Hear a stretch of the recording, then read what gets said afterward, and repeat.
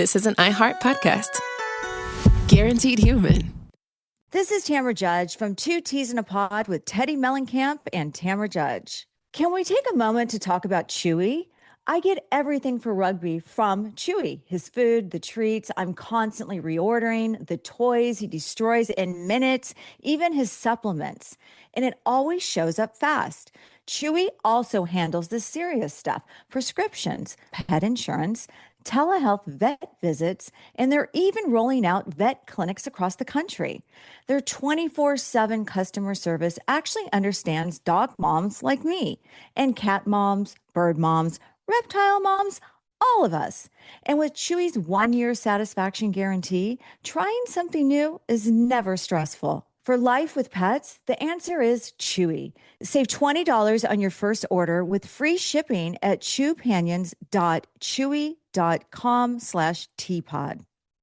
Joy is essential and it's also elusive. But now there's a new and exciting way to start your journey toward a more joyful existence. Joy 101. It's a new podcast hosted by me, Hoda Kotb. If you're craving inspiration, support, and useful tools to maximize your joy, tune into these candid, uplifting, and moving on-air chats. Listen to Joy 101 on the iHeartRadio app, Apple Podcasts, or wherever you get your podcasts. Welcome to Stuff You Should Know, a production of iHeartRadio.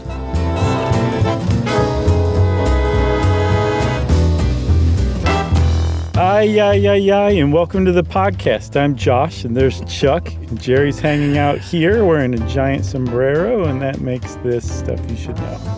I was actually going to sing that. That's funny that you thought of the same dang thing. That's the one. That's the one that I grew up on. Yeah, I think I told the story once before about when it's funny how these things you remember from your childhood. Mm-hmm. When I was in kindergarten, they taught us the Mexican hat dance. Yeah. And we danced around not hats, but spray can lids. Like spray paint lids. Why? Because, we didn't have little sombreros. Okay. And it's one of those things where looking back, like, God bless them, they were teaching us about another culture, mm-hmm. which is great for a 5-year-old. But like looking back, all these, white suburban Atlantan kids dancing around spray paint can lids is a little cringe. It's a weird, added detail, but I'll bet it was still adorable to see, It's an odd substitute. Like, we didn't decorate them. I would get that. They were just little lids. Right. No brims or anything like that. So it's more of like a fez dance. Yeah, sure. It was like a fez dance minus the tassel. So, Chuck, I just want to say, if this pic is from your recent trip to the Yucatan, that is the vacation that just keeps giving. No, it's not at all. We heard no mariachi down there. No. I don't know why I thought of this. I'm not sure, other than the fact that it's a music that I like, mm-hmm. and it's a fun, when people are over and it's a Friday night, we're happy houring up some cocktails. Mm-hmm. Putting on a mariachi mix is always a good move. Sure. And, when I lived in L.A., I lived in a Mexican neighborhood, in a largely Mexican neighborhood, in a 100% Mexican or Mexican-American apartment complex. I was the only gringo there. Oh, wow. And so the music was just blaring out at all times. And I really got tired of it for a while, mm-hmm. but it was in getting tired of it that I got an appreciation for it and ending up loving it, if that makes sense. That's really cool. Yeah, it does make sense, actually. You subsumed it. By attrition, I guess, yeah. Yeah, sure. So, yeah, this was your pick. I don't know that I ever would have gotten around to this one because I'm not a huge mariachi fan. I've got nothing against it, but my exposure to mariachi is sadly Speedy Gonzalez cartoons and Mexican restaurant visits. But now that I've researched it some, I have kind of developed more of an appreciation of it than I had before. But one of the things that struck me about it, Chuck, is that if you listen to old mariachi mm-hmm. and relatively new mariachi, mm-hmm. there's something about there's a through line where it's very clearly the same kind of music after decades and decades, centuries, really, you could say. And I think that's really cool that it's not like I went to look for disco mariachi. Of course you did. And yeah, it doesn't exist. Like I found like a mariachi band doing covers of some disco favorites, like, but it was still mostly disco with a little bit more horn than normal. But it's like a really like, I don't want to say unchanged because it's definitely evolved and other kinds have merged with other kinds, but it's you can recognize it from 1900 to 1990 as mariachi music.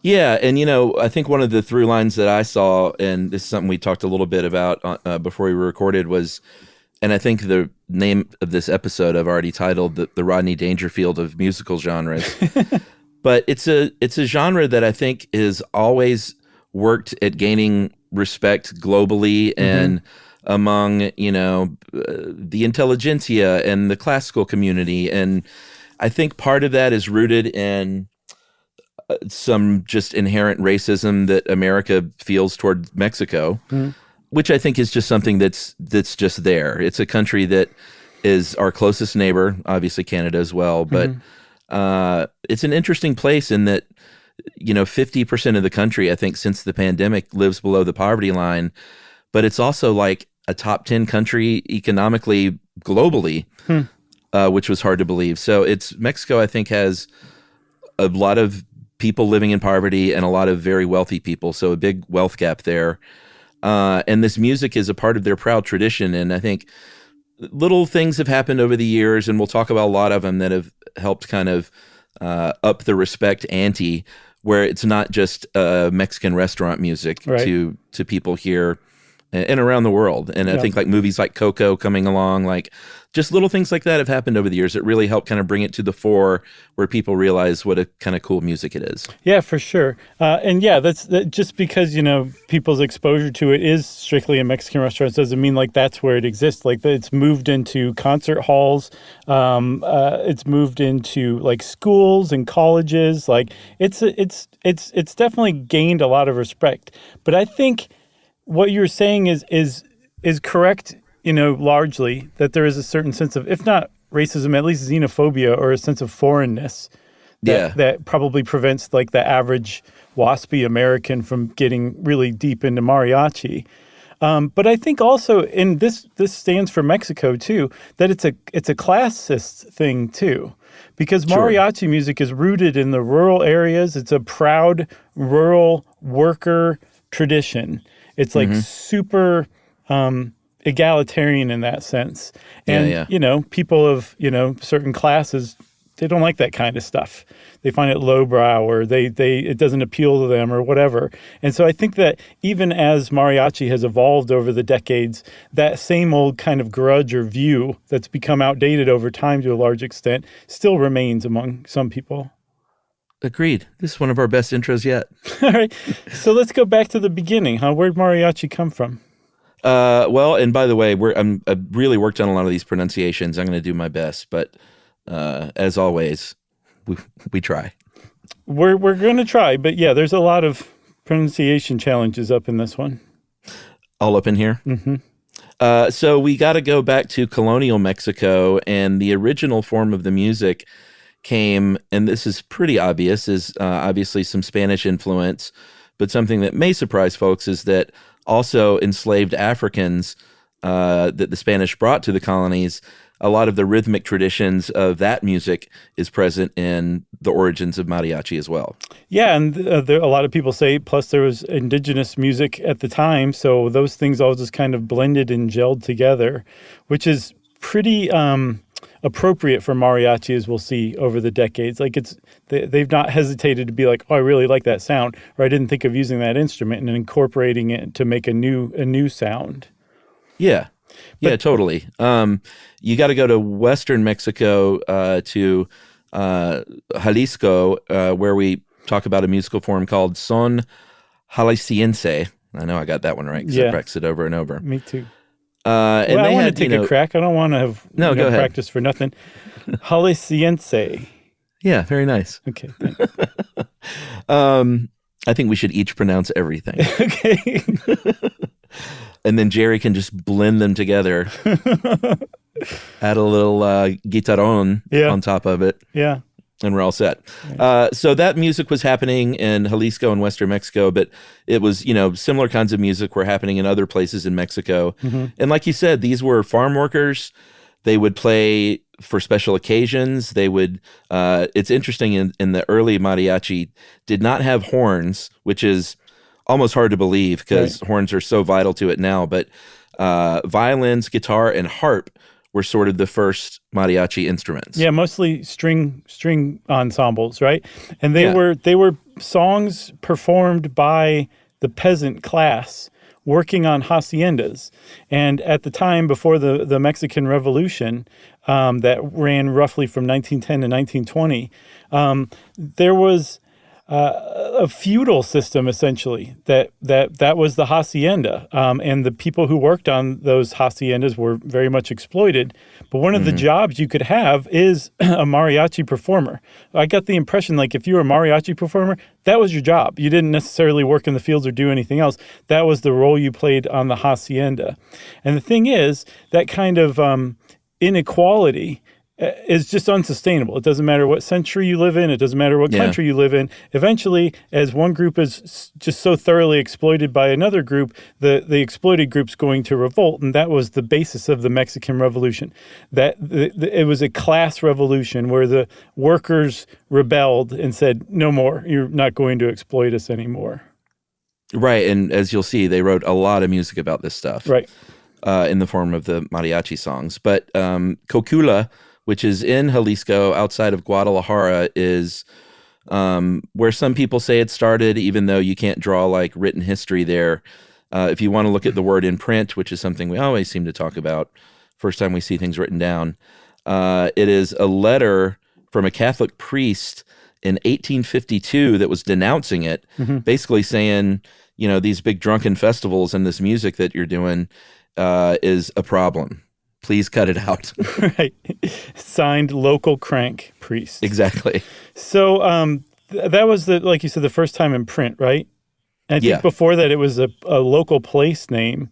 But really mariachi, as we understand it, the word, the etymology, I guess, has long been kind of disputed. And here's the little fun fact I had no idea about. The French, as in France, occupied Mexico from 1862 to 1866. Did you know that? Sure. You knew that? I did. I think I've seen that in movies. I had no idea. The only reason I would know anything. So during that 4-year occupation of Mexico by the French, apparently, local musicians would be hired to perform at weddings. So there was a long-standing myth that the word mariachi was a kind of a local butchering of the French word mariage. Yeah, not true. No, that's not it. Actually, the answer's a lot cooler, I think. Well, they still don't know for sure. I mean, my money is on the tree. Is that what you were talking about? Yeah. What else could it possibly be? I don't know, because there's a tree. It's separated out differently. But it is the word mariachi. It's just mariachi. That sounded Italian. That sounded totally Italian. That's a spicy mariachi. I probably put the stress on the wrong thing. But that was a tree that legend has it, or people say at least, was the wood that they made the instruments out of. And that, I don't know, that seems pretty convincing to me. For sure. It was an indigenous Cora word too. So hats off to them as well. There's one more that I'm like, I don't know about this one, but they're like, no, the chi is from the Cora language, but the Maria refers to the Virgin Mary, and that these were religious songs at first. I didn't see anything about these being particularly religious at any point in time. Did you? Not really. I mean, I'm sure there are religious mariachi songs, but most of the stuff I've seen is about like working on the farm or these love ballads and stuff like that. Yeah, or just getting, crunk. Getting down. Yeah. So, like I said, the hacienda system, I don't believe it actually ended, but I think it was very much disrupted during and right after the revolution. And as a result, there was, a lot of people who were displaced as workers, including mariachi musicians who no longer had like a regular gig on the local hacienda. And so whenever there's a disruption in the countryside, those people tend to make it toward city centers to see if there's work or other ways to support themselves. So there's a big influx of people to Mexico City around the 19-teens and 20s. And a lot of them were mariachi musicians, and they brought their different traditions with them because depending on what state you're talking about, each state has its own kind of musical mariachi tradition. And Sure. in that era in Mexico City is when they first started to really kind of blend together. Yeah, I love this kind of thing where whether it's food or musical styles, when different people of different cultures all of a sudden are living among each other and start sharing opinions and ideas. That's just, I don't know. I think the best stuff in history is created that way. Right. And that's what happened there. And they brought their musics together. This is when band sizes grew. It was not necessarily like a quartet like it had been. All of a sudden you could see mariachi in the, like 12 people playing in a band. This, and big time game changer. This is when horns came into the mix. And, basically this was 19 teens, you said? Yeah. 10 and 20s maybe. Yeah, mariachi would never be the same after the introduction of those trumpets. No, for sure. And apparently in pretty short order, they figured out how to do, more than one trumpet, as we'll see. There's actually one band that was responsible for that. But one of the other things they started doing, too, was wearing charros, those cowboy outfits, the very, slick cowboy outfits with, the short waistcoat and the tight pants and the ankle-length boots and a wide bow tie and a big sombrero. That emerged from this era as well, too, where all of a sudden these guys were in the big city wearing peasant garb with straw hats, just as probably a little gauche all of a sudden. And they were making pretty good money. So you could outfit, a dozen mariachi musicians in matching outfits. And, probably attract even more money because people would want to hire you because you had that kind of thing going on. And it became a tradition pretty quick. Can I admit something? Yeah. If it were not for being accused of cultural appropriation, I would wear charro clothing at every fancy event I ever went to. So I think it's so cool looking. I love it. And I think I might just have to settle for a nudie suit. You know what those are? No, a birthday suit, you mean? No, you probably do. There was a tailor, and he was a lot of things. In fact, he might make an interesting episode one day named Nudie Cone. Oh, okay. And he made these suits that like Graham Parsons wore and rhinestone cowboy type stuff with cool. roses embroidered on the suits Sure. and all that stuff. So nudie suits became really popular with the earliest alt country scene and rodeos and stuff. So I think I could get away with a nudie suit. Okay, but why? You're not part of the cowboy culture. You're appropriating that. Why is it any different? Why couldn't you just wear a charro suit? I think that if you think something is deeply cool and you're wearing it out of respect and because you think it's super cool, not because, for whatever reason, if you're just positively wearing something, I don't see how somebody could legitimately accuse you of cultural appropriation. And if they did, I think they'd be wrong. No, I'm with you. It would be from fear of being accused of that more than anything. Just being accused. I think because people would probably think, like Tom Hanks showing up in Big in that thing, they would think I was being funny or making a joke where I'm like, no, I actually think I look really cool because this is a really cool suit. And the tailors that make this stuff are amazing. And I would love to show it off. So the difference would be you would show up and just not say anything about your charro suit. I don't know. That would be the way to do it. Okay. Because you're not trying to be like, hey, get a load of this get up. You're just like, this is what I'm wearing. If I were wearing a regular suit, I wouldn't say anything about that. So I definitely shouldn't have a squirting flower in my lapel. No. Or like a spray paint can cap that you do a little hat dance around. Yeah. Or I would have a little elastic cord that hangs like a little tiny bellhop hat. Totally.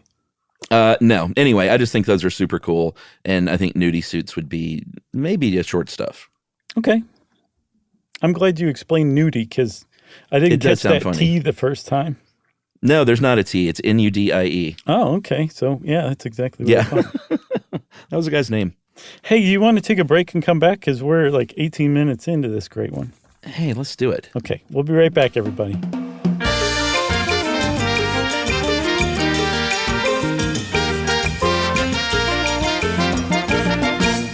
This is Tamara Judge from Two Teas in a Pod with Teddy Mellencamp and Tamara Judge. Tamara here. As you know, my dog Rugby is like one of my kids, and I don't play around when it comes to taking care of him. Chewy is where I get everything he needs. He loves food, so always stocking up on treats and toys from Chewy, which my husband Eddie likes to buy for him. It always shows up fast, which is exactly how I like things. Chewy also handles the serious stuff, prescriptions, pet insurance, and the telehealth vet visits. And now they're opening up vet clinics across the country. And their 24/7 customer service, they just understand pet people. Plus, with Chewy's 1-year satisfaction guarantee, trying new things is never stressful. Chewy just makes caring for Rugby easier, and that matters to me. For life with pets, the answer is Chewy. Save $20 on your first order with free shipping at chewpanions.chewy.com/teapod. Joy is essential, and it's also elusive. You can't order it, you can't borrow it, or simply hope it into life. But now, there's a new and exciting way to start your journey toward a more joyful existence. Joy 101. It's a new podcast hosted by me, Hoda Kotb. Together, guys, we'll have meaningful conversations with the world's most fascinating people. Entertainment legends, sports icons, wellness experts, and everyday people will share how they find, allow, and experience joy. And I'll offer some of my own tips and takes on seeking a more balanced and harmonious life. If you're craving inspiration, support, and useful tools to maximize your joy, tune into these candid, uplifting, and moving on-air chats. Joy after a breakup, joy as an empty nester, joy after a loss, joy as a caretaker. This new podcast will speak to you. Listen to Joy 101 on the iHeartRadio app, Apple Podcasts, or wherever you get your podcasts. Mainstream media is full of cruel depictions of the unhoused, stories that shame and blame and paint the unhoused as a monolith. We the Unhoused is the podcast that's changing that. I'm Theo Henderson, creator and host, and for years I've created a space where the unhoused and their advocates can tell their own stories. In the last few months alone, I've interviewed unhoused parents, immigrants, mutual aid organizers, veterans, the LGBTQIA+ community, and the policymakers who make the laws that impact the unhoused existence. We the Unhoused is a 2-time Webby and Signal Award-winning show with many exciting guests on the horizon. Tune in this week for my interview with Dr. Jill Wicherick, a street doctor turned influencer whose work with the unhoused community has made a huge impact online and in her community. Listen to We the Unhoused on the iHeartRadio app, Apple Podcasts, or wherever you get your podcasts. Here's something that should not be as complicated as it is. Getting a racist statue removed. And here's something that should be a whole lot easier than it is. Getting a new one put up in its place. As long as there's a politics of race in America, there's going to be a politics of remembering the Civil War. To get to school, I had to go down Robert E. Lee Boulevard. Get to the grocery store, I had to go down Jefferson Davis Parkway. If you're an historian and you leave out half of what the history is, you're not doing your job. I'm Akilah Hughes, and Rebel Spirit Season 2 goes deep on both of those things. The fights, the politics, the people who won, and my personal campaign to add something to the Kentucky State House that's actually worth the wall space. We are more than our bodies. We contain essence. We contain spirit. How do you represent that? They are just fueling a fire that is really catching. You'll see what I mean. Listen to Rebel Spirit Season 2 on the iHeartRadio app, Apple Podcasts, or wherever you get your podcasts.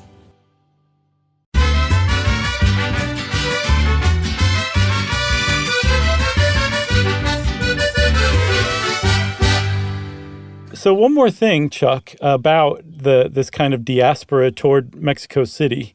Mm-hmm. There was a change in how they performed too. They started performing in like public places, in like bars and plazas, and they also started to be more mobile. They would move around.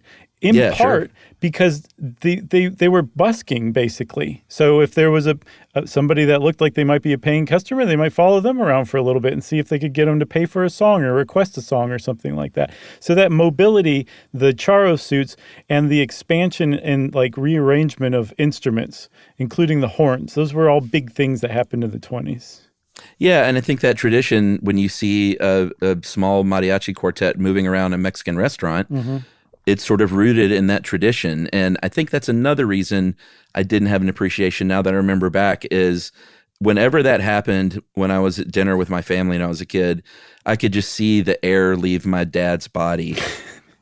And just like, he hated it so much. He hated any attention at all being like pointed publicly his way.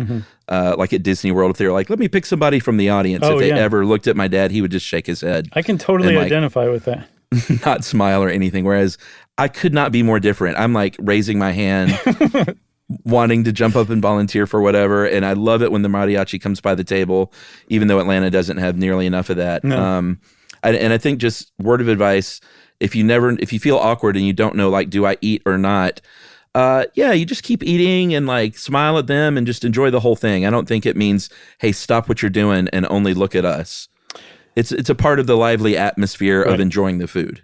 But you can also, if you're in your dad's mindset, order a double margarita stat. Yeah, he didn't drink though. Oh, well, yeah, I'll bet he was super uncomfortable. He really didn't know how to do life. The stew and the discomfort. So we're talking 1950s about this time, and this is when we had a couple of trumpets come on the scene. And again, we'll talk about the two gentlemen who worked out how to do that. You had a few violins usually, and then you had two really key instruments that are basically ubiquitous in any mariachi. One is the vihuela, which you might call a guitar, but it's a little different. It's smaller. It's got 5 strings. It's higher pitched, so the G, D, and A strings are all tuned an octave higher. So it sounds a little different, but it's got those nylon strings. Don't you also pick it? Yeah. Well, I mean, you strum it with your fingers as well, but finger picking and strumming. Okay. And then you've got the heart of the band, and the most important instrument is that guitarrón that I talked about, and that's that. It sort of looks like a stand-up bass with a super, super short neck that you are playing. It's really, really big-bodied. And this thing, though, is not plucked like a standard bass.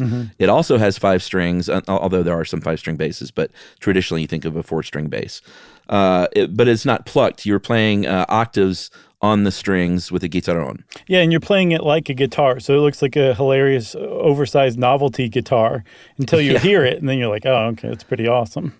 Yeah, but that's the whole rhythm section, because one thing you will never hear someone say is, did you get a load of that drummer in the mariachi band? Right, yeah, it's true. Yeah, because no drums. That huge, deep, hollow body like produces all of the sound you need from that. Yeah, it's pretty great, and it's really a key. Some other things, though, you might overhear people saying at a mariachi show is, wow, wasn't that accordion player amazing? Or the French horn dude, or the flautist even. Because they like wind instruments and they like accordions. And one of the things that they'll play, as we'll see, are things like waltzes, polkas. And that was because of the influence of German immigrants to northern Mexico and southern Texas in the 19th century, that music influenced mariachi as well. That's right. One of the big respect boxes was ticked in 2011 when UNESCO came forward and said, mariachi, the string music, the song and the trumpet, is now officially added to what is called the representative list of the intangible cultural heritage of humanity, which is a great sounding list. I love the whole intangible aspect. For sure. I went to a place in Kyoto that was like a bamboo forest, and UNESCO added the sound of wind moving through that bamboo forest to that same list. So it just kind of gives UNESCO at some point. We should. At the very least, we should do this list. We could just read it off and be like, that one's awesome too. Here's another awesome one. Yeah, I love it. Okay. So, yeah, that's a huge deal. I mean, and that was 2011. So mariachi, it's like, this is never going anywhere. And it wasn't going to anyway. There was a guy who ran Jalisco's Ministry of Culture. His name was Alejandro Cravioto. And he said at the time that there's no Mexican musical expression more widespread throughout the world. And he also said that it's so much a part of Mexican people's lives that they hear it, it's played from their baptism to their burial. And it's absolutely true. They play baptisms, they play funerals, and they play everything in between too. Yeah, but it's interesting. When that happened, there was a musician and a TV host named Cornelio Garcia. You like that? Mm-hmm. That said, when this happened, they said, mariachi still isn't getting the respect among academics here in our own country. Mm-hmm. And you'll see that's one of the sort of recurring themes over and over is within Mexico itself. It's gained more acceptance in the U.S. than it has in some parts of Mexico among higher classes. Yeah, and I think that's that kind of classist grudge that I was referring to is still around, Because again, it's the music of the revolution, and the revolution was the revolution of the peasants, and it's really prideful, patriotic music, in a lot of ways too. And it's the music of Mexico. There's a mariachi song called El Son de la Negra, and it's considered Mexico's second national anthem. Yeah. So it's just so woven into the fabric that, it's pretty tough. Like if you live in Mexico, if you're born and raised Mexican intellectual and you don't like mariachi, I'm sure you just have a miserable life down there. You're the Mexican version of my dad. Yeah. So you mentioned the different musical sounds incorporating things like waltz and polka. Fandango is also another, like these African rhythms that we were talking about. Mm-hmm. And they have, obviously the ballads and the waltzes and things like that, but some other sort of song styles. One of them is called a ranchera, and these were very much songs of the Mexican Revolution. These are the ones that are really the patriotic songs of the peasant class, talking about how great, and that's what's so cool about it too, is like these songs weren't talking about, maybe some did, but it seems like they were never talking about oppression. They were celebrating the farm and celebrating ranch life and stuff like that. Right, exactly. Yeah, and romanticizing it, you could even say. There's a very famous song called Volver, Volver, I think is maybe how you'd say it. Sure. I didn't practice that one. It was very famously performed by a guy named Vicente Fernandez, known as El Rey de la Música Ranchera. And this guy is my speed. Like he looks like a total tough guy from the 70s, but he also looks like he probably smells really good. Yeah. And he's like singing this like wan, plaintive love song where his heart's clearly broken in a Mexican restaurant with a horse in there with him. And he plays his song on the jukebox and starts singing it. And it's really awesome. So I really kind of like Vicente Fernandez as of yesterday. Yeah, that's a good song. I remember hearing a lot of ballads when I lived in Yuma. My sort of best friend for that year was this guy named Mark. And this was like a big cultural shift for me to all of a sudden my best friend was this Mexican guy. Mm-hmm.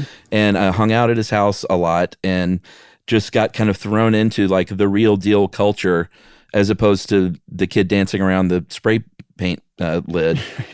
And it was just, they were all so sweet and so nice. And Mark's dad, like I remember seeing this picture on the fridge of Mark's dad in the 70s. And he was like, he had these sideburn chops and was riding a chopper motorcycle and was wearing like a beaded vest. And I was like, do you have any idea how much cooler your dad is than mine? And I was like, your dad is just like the coolest looking dude I've ever seen. And I remember like his mom would play these great Mexican mariachi ballads. And I like the ballads. Okay. I really like the upbeat stuff a lot more, but it's kind of fun. It's like these ballads are so like sort of slow and languid and syrupy, and they just feel very sincere. Mm-hmm. Yeah, for sure. Like in some places, gut wrenching. In last June, a bunch of mariachi, I think something like 50 of them, showed up at Uvalde. Oh yeah, to basically sing and just to mourn with everybody there. And there's plenty of videos on it. And if you want to just have your guts wrenched, like go watch that. It's just really amazing how just applicable this music is to all these different like events or occasions. You know? Yeah, absolutely. Yeah. That song you were singing, by the way, you kind of Lou Reed sang it with the ay, ay, ay, ay. That is a very famous ranchera, and that song is Cielito Lindo. Uh-huh. That's the one that everyone has heard. Everyone has heard either that or La Cucaracha, which is not a ranchera. That is called a corrido. Yeah, so I'm not 100% certain that there's a clear dividing line between rancheras and corridos, because that Volver Volver song it tells a story. So that's one of the defining characteristics of a corrido. It's a ballad. And it's not necessarily just about like love lost or even love gained. It can be about crime. It can be about heroism. And I saw on a site called Remezcla that's usually paired with like a moral lesson of some sort. So it's like a ballad, basically, is the best way to put it, as we already did. Yeah, and you know what? This is a great time to mention that I was wrong. We had our sort of ballad disagreement a while back when I said that ballads were love songs. Mm-hmm. And we had a lot of people write in that were like, no. Like your own Billy Joel, Chuck, sang the Ballad of Billy the Kid. And the Ballad of Curtis Lowe by Leonard Skinner. They're just story songs, but I think I just was thinking more love ballads, and that's a subgenre. Sure, yeah. So correction made. So wait a minute, were they saying Josh was right? Oh, yeah, you were way right. How did I miss this bunch of emails then? I forgot to frame them and send them to you. Yeah, but I have like a filter set on my Outlook. Anytime it says the phrase "Josh is right" or any variation of it, goes right to the top of my inbox. You have searches out for the words correct. Yeah. Sometimes I hit up people who've already sent in listener mail just to kind of goad them into sending those kind of emails. And then the final little style that we'll cover is one we mentioned at the beginning, the son a la silencia, and that is the original folk style. Yeah, that's the El Son de la Negra, the second national anthem of Mexico. And that's usually accompanied by a dance called zapateado. Hey, I nailed it first time. I would say teado. Oh, man. I actually surprised myself. I had that like Little Orphan Annie, like surprised look, and I still didn't get it right. Come here, Sandy. Come here, girl. Right. But that's like a heel stomping foot dance. That's pretty cool. If you just look that up. That's what we were doing in kindergarten. Okay. Gotcha. I got you. You're doing It's still so embarrassing. Zapateado. I guess we called it the Mexican hat dance, which is probably wrong too. I'm quite sure it was. It sounds, of those two, I'm pretty sure Mexican hat dance is the wronger in 1970s America of those. That's right. I guess the last thing we should mention about the music itself, like the sound, is one of my favorite parts of this or any music, which is multiple voices singing together. I love choral music. I love 3, 4, 5-part harmonies. Mm-hmm. There probably is no such thing as 5-part harmony. Why not? I don't know. Is there a limit? I don't think so. Only in your mind. Oh, whoa. Hold on. But there are singers that have backing mariachi bands, mm-hmm. but they're in a mariachi band. There is typically not what's called a lead singer. That someone may take a lead on the song, but it's usually a lot of people singing at once. Yeah. It's like Chicago. Basically, everybody can sing, right? And they take turns. That's right. And Robert Lamb. You'll actually see, a guy stop playing his trumpet and move to the front and start singing on a new song. Like that's just kind of how laid back it is. One of the other cool things about mariachi too is if you watch the violinists.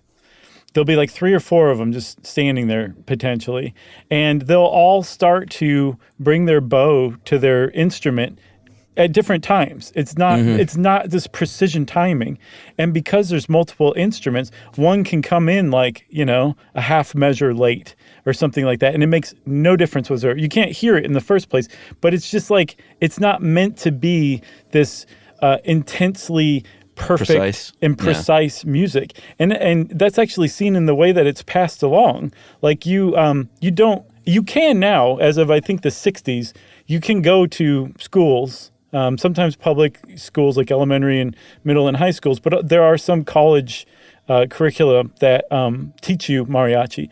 But traditionally, it was passed down just by practicing. Like it wasn't written down. It was like, here's how you play Cielito Lindo, and you would pick that up, or else you'd go watch your favorite mariachi band in the town plaza and, basically be a groupie long enough that they'd let you start playing with them, that kind of thing. That was Coco. Did you ever see Coco? I did not, no. One of the best movies, animated films. It's just fantastic. Definitely the best looking animated film I've ever seen. Wow. But that was the kid in Coco was like a little mariachi groupie would just like, and his parents didn't want him hanging around. Like all of this stuff is kind of spot on. Yeah. Really good movie though, and great music. But mariachi finally would make its way to the United States long before Coco in the 1940s in Los Angeles. Obviously has always had a strong, proud Mexican-American community there. And then up through the 1960s, which during the Zoot Suit episode, we talked a lot about the Chicano movement in the 60s, where Mexican immigrant communities all of a sudden kind of stood up for themselves and organized.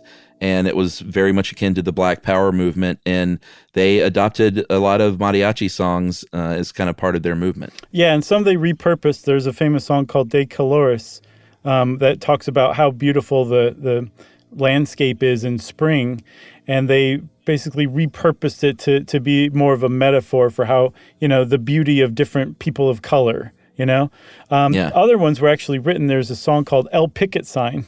Yeah, which is hilarious. So did you listen to it? I did, and it's a good song. It doesn't sound very mariachi. It more sounds like a 1960s acoustic guitar protest song, which is exactly what it was. But it was, part of the United Farm Workers Union strike and the larger Chicano movement too. A big respect box again was checked in the 80s when Linda Ronstadt came out with her album Canciones de mi Padre, and this was a very big deal. I don't know if you remember this at the time, but Linda Ronstadt was a huge star, and I can't recommend the documentary about her enough. It's called The Sound of My Voice. One of the great singers of all time in any genre is Linda Ronstadt, and she has Mexican heritage. And not many people know this because she's very fair-skinned. Her name is Ronstadt, is German. Yeah. But that's why she made that album. And she did interviews at the time, and the documentary talks a lot about her Mexican heritage. And I think she's part German too. And there was, like you were talking about, the German influence in Mexico. Right. It was a big melting pot, and she was a part of that melting pot. I think her either father or grandfather was Mexican. And so she came out with this album, and it was huge. It went double platinum.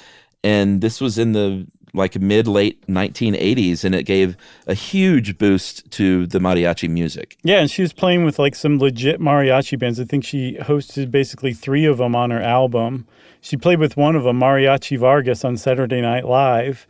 Yeah, I mean, it was a giant, enormous thing. I don't remember when it happened, but I can just imagine America being like, wait, what? And then listening to it and being like, oh, this is really good. But that also explains a longstanding mystery that I never understood before, which is why on the Mr. Plow episode of The Simpsons, when Barney is hanging out with Linda Ronstadt, she tries to adapt the Mr. Plow song into Spanish. Really? Yeah, or she's like, that's funny. Señor Plow no es macho, solamente un borracho, which means my God, Mr. that's Plow amazing. is not manly, only a drunk. And it lasts 2-3 seconds, but I had no idea. Oh, man. I just thought it was so random. God, don't you love that when a Simpsons joke hits, 20 years later? Exactly 30 years, actually. That episode came out in 92. That is crazy. Yeah. All right. Well, let's take another break. I'm going to go get my spray paint can lid. That's really tough to say, isn't it? It really is. I'd stumble. You say it. Spray paint can lid. See. I've been practicing in my head because I knew this moment would come. I've been stumbling over it the whole time. So I'm going to keep practicing saying that, and we'll be right back.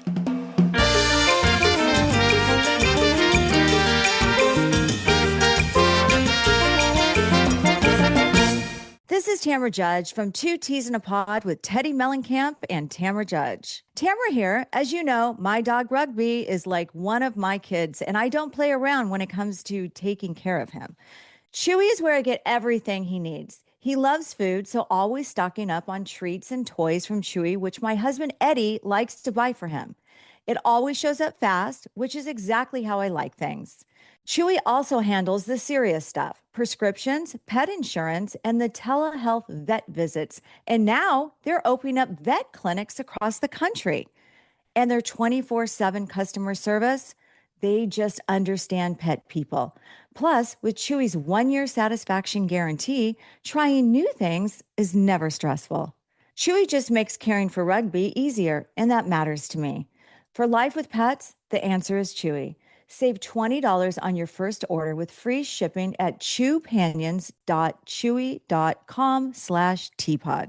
Joy is essential, and it's also elusive. You can't order it, you can't borrow it, or simply hope it into life. But now, there's a new and exciting way to start your journey toward a more joyful existence. Joy 101. It's a new podcast hosted by me, Hoda Kotb. Together, guys, we'll have meaningful conversations with the world's most fascinating people. Entertainment legends, sports icons, wellness experts, and everyday people will share how they find, allow, and experience joy. And I'll offer some of my own tips and takes on seeking a more balanced and harmonious life. If you're craving inspiration, support, and useful tools to maximize your joy, tune into these candid, uplifting, and moving on-air chats. Joy after a breakup, joy as an empty nester, joy after a loss, joy as a caretaker. This new podcast will speak to you. Listen to Joy 101 on the iHeartRadio app, Apple Podcasts, or wherever you get your podcasts. Keith Giamanco seemed like a mild-mannered suburban dad, but secretly, he became someone else, a master of disguise who went on a crime spree. At the time, did it seem like a crazy idea? It seemed very crazy, but I felt so desperate that I felt it was the quickest, easiest way out. Did you allow yourself to think about how it could go wrong and what that might look like? No, I didn't want to manifest that. I was trying to manifest success. Every family has its secrets. But what happens when you discover that your dad has been living a double life? That is not the look of an innocent man. This is going to change my life and my family dynamic forever, because everything that had existed prior in my reality is now untrue. Listen to Deep Cover The Family Man on the iHeartRadio app, Apple Podcasts, or wherever you get your podcasts. Here's something that should not be as complicated as it is: getting a racist statue removed. And here's something that should be a whole lot easier than it is: getting a new one put up in its place. As long as there's a politics of race in America, there's going to be a politics of remembering the Civil War. To get to school, I had to go down Robert E. Lee Boulevard. Get to the grocery store, I had to go down Jefferson Davis Parkway. If you're an historian and you leave out half of what the history is, you're not doing your job. I'm Akilah Hughes, and Rebel Spirit Season 2 goes deep on both of those things: the fights, the politics, the people who won, and my personal campaign to add something to the Kentucky State House that's actually worth the wall space. We are more than our bodies. We contain essence. We contain spirit. How do you represent that? They are just fueling a fire that is really catching. You'll see what I mean. Listen to Rebel Spirit Season 2 on the iHeartRadio app, Apple Podcasts, or wherever you get your podcasts.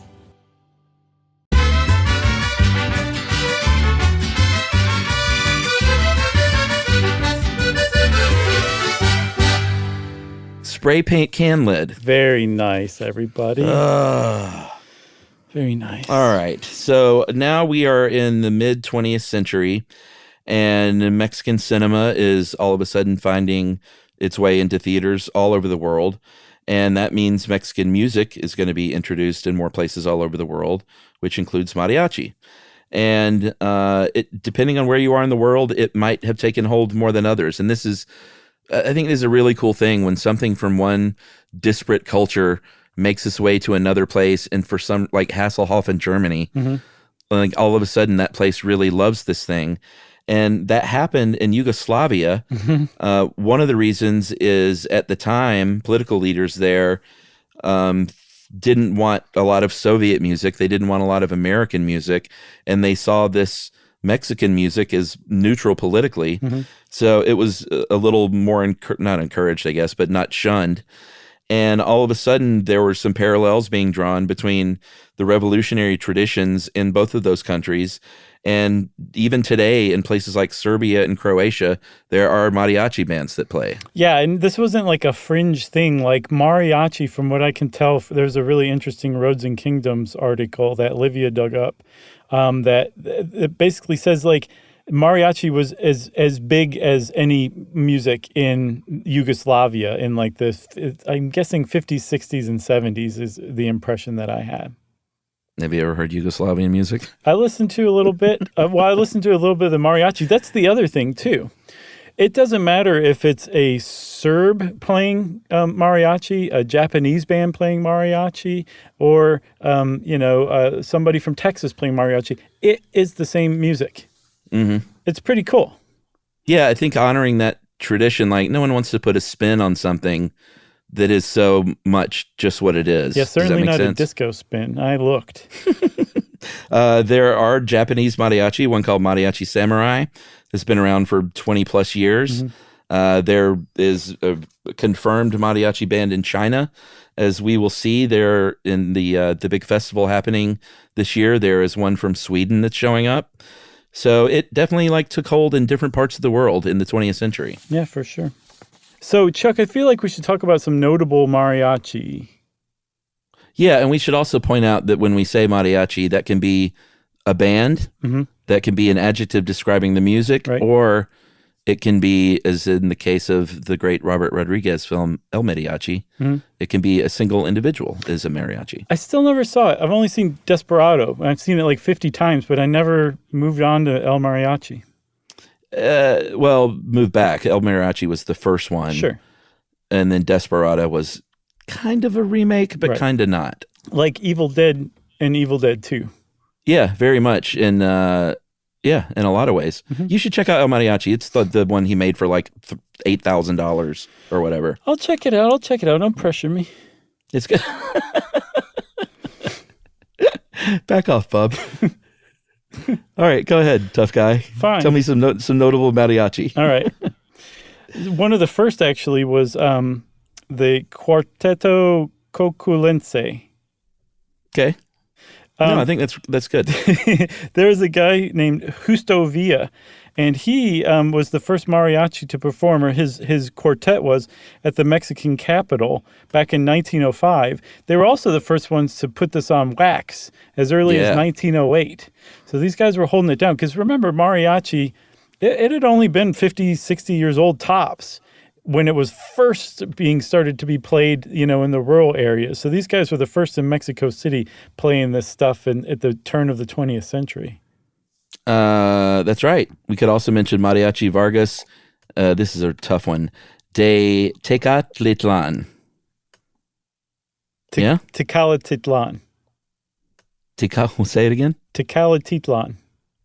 Oh, okay. Is that right? No. I added a T just to make it easier. I think you said it right the first time. That's a tough one, but this was one of the more famous, maybe the most famous and longest running mariachi group ever. Mm-hmm. They were founded in 1898 and is still around today. Obviously, over the years, they just swapping people in and out, but it's still the same band under the same name, which is pretty cool. And they really kind of established the mariachi style from that region. And used that harp early on. Yeah. So they've been playing since the 19th century. In the 30s, they made their way to Mexico City because, again, this is like now the epicenter of mariachi music. And I don't know how or exactly what they did, but they were named during that decade the official mariachi of the Mexico City Police Department. I thought that was really funny. It really is. Like, did they follow them around on like raids and stuff and like play some background music or... That would be pretty great. They also started to show up in movies, and they would play. They would back up a guy named Pedro Infante, who was like a pretty huge star during the Mexican Golden Age of the 30s to the 50s. And these movies were typically vehicles of his, and I'm guessing those were a lot of the ones that made their way to Yugoslavia. Yeah, probably. Let's just pick out a couple of more of these. Because we could just list people all day long. Sure. Since we mentioned these guys earlier, we need to shout out Miguel Martinez and Jesus Cordoba, who were from the band Mariachi Mexico de Pepe Villa. And they were from the 1950s. And those are the two guys who worked out how to use two trumpets together. And it sounds like, you just played the same thing at the same time and same melody, but that wasn't exactly what they did. They mixed it up, and I think they played in harmony. And all of a sudden, two trumpets were a thing. Yeah. And there's another group, Mariachi Los Camperos, that was founded by Nadi Cano.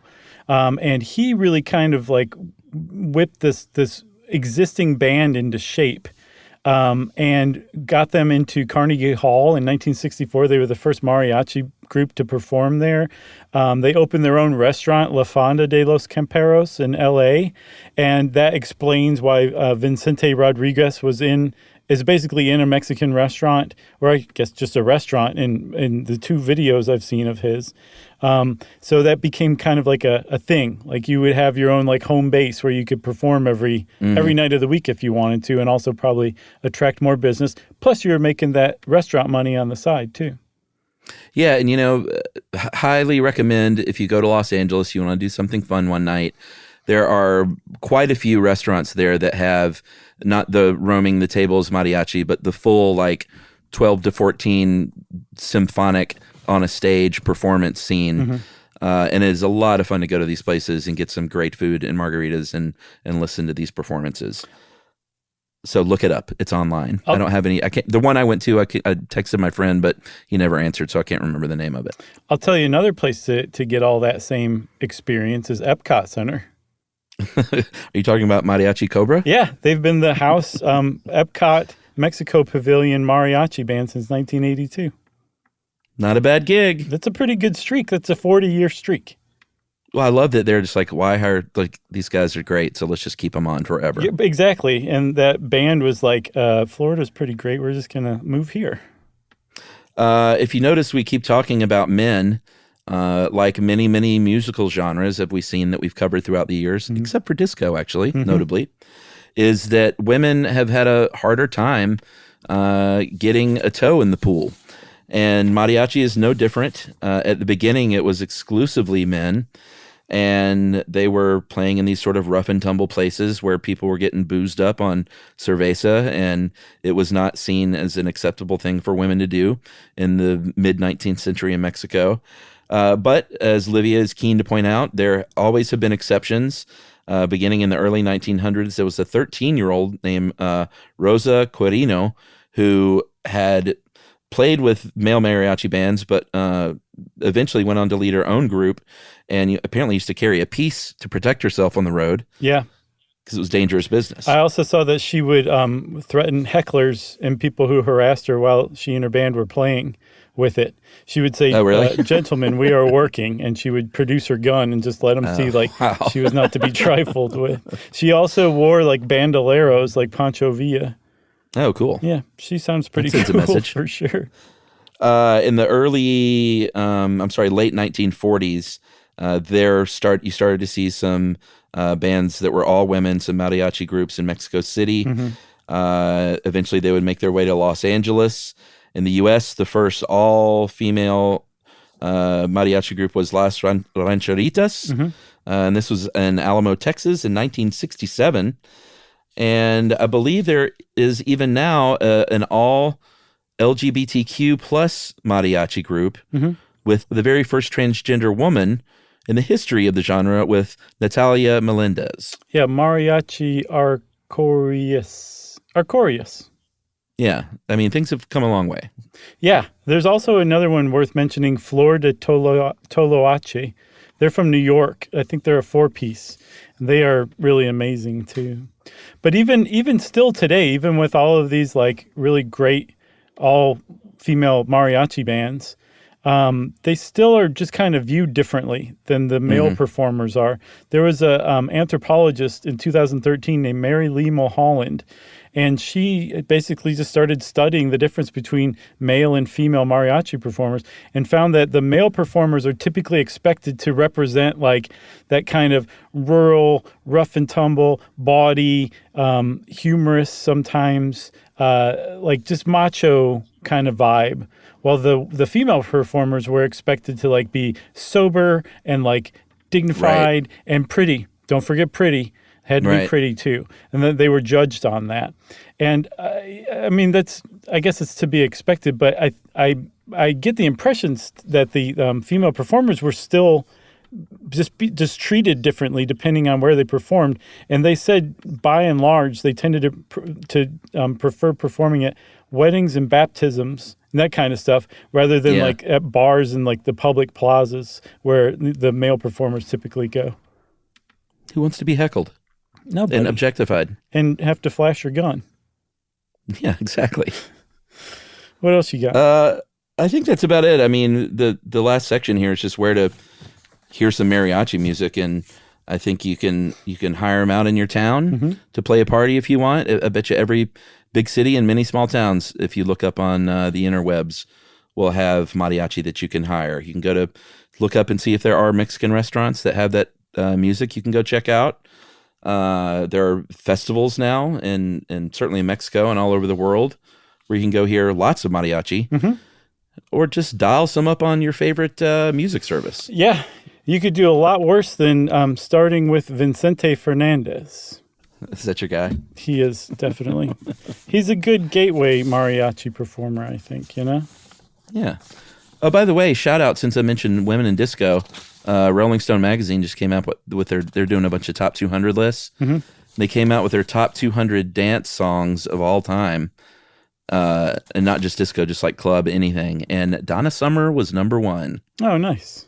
With I Feel Love, one of the greatest songs ever. That is a good one. That is a great one. You're right. Well, since Chuck doesn't have anything else and I don't either, I think that means with everybody that it's time for listener mail. Yeah, we're going to call this breaking news. It's fun when a Stuff You Should Know mystery is eventually solved. Holy cow. And Australia woke up and started emailing us one after the other around midday Georgia time today, because the Somerton Man has been solved. Yeah. Somerton Man mystery. I'm like ambivalent about this. I don't know how I feel. Oh, interesting. Yeah. Did you want it to remain a mystery? Yeah, I think I did, actually. I don't think there was any harm in it remaining a mystery forever, and I almost feel like this guy just kind of cheated. All right, well, here we go. Long-time listener, first-time writer from Adelaide, Australia. I've got an excuse to write in. I thought you and your listeners might be interested in breaking news. After exhuming the body last year, Professor Derek Abbott, boo, a researcher at the University of Adelaide, has completed DNA matching. No, I get what you mean. He didn't do like just good detective work. Oh. Unless you want to discount DNA as good detective work. I mean, there's that show called The New Detectives, and it's all about this kind of thing, but I don't know. All right. So we like the old detectives. Yeah. In this particular case, I got no problem with using DNA evidence to capture contemporary murderers. How about that? Oh, right. Or to exculpate and exonerate. Yeah. You sound like people Jackie Childs all of a sudden. I don't even know who that is. Oh, Jackie Childs from Seinfeld? Yeah. Yeah, I totally did. All right, Kramer. Somerton Man was Carl Webb, an engineer and instrument maker from Melbourne, who came to Adelaide seeking a reconnection with his estranged wife. The name of the Thai, T. Keen, was his brother-in-law. The Book of Persian Poetry is still a mystery, so you got that going for you. Okay, that's good. And thanks for the show. And that is from Rafe and many others, but Rafe was the first person we got to. So. Yeah. Or they got to us. Yeah. Thanks a lot, Rafe, and everybody for sending that in. Yeah, who knows? Well, at least the Tamim Shud part is still a mystery, okay? Yeah, that's right. Well, if you want to get in touch with us like Rafe did and kind of bring us down, me at least, you can do that via email. Send it off to stuffpodcast@iheartradio.com. Stuff You Should Know is a production of iHeartRadio. For more podcasts from iHeartRadio, visit the iHeartRadio app, Apple Podcasts, or wherever you listen to your favorite shows.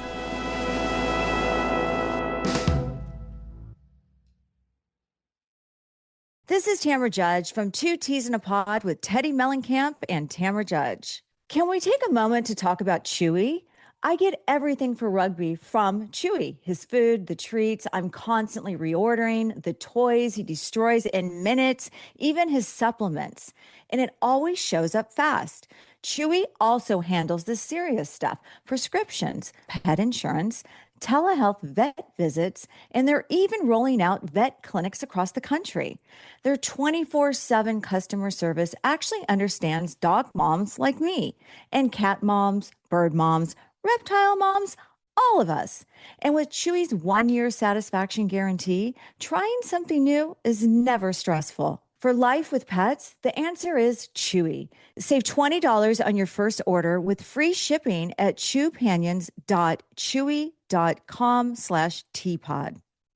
Joy is essential and it's also elusive. But now there's a new and exciting way to start your journey toward a more joyful existence. Joy 101. It's a new podcast hosted by me, Hoda Kotb. If you're craving inspiration, support, and useful tools to maximize your joy, tune into these candid, uplifting, and moving on-air chats. Listen to Joy 101 on the iHeartRadio app, Apple Podcasts, or wherever you get your podcasts. This is an iHeart podcast. Guaranteed human.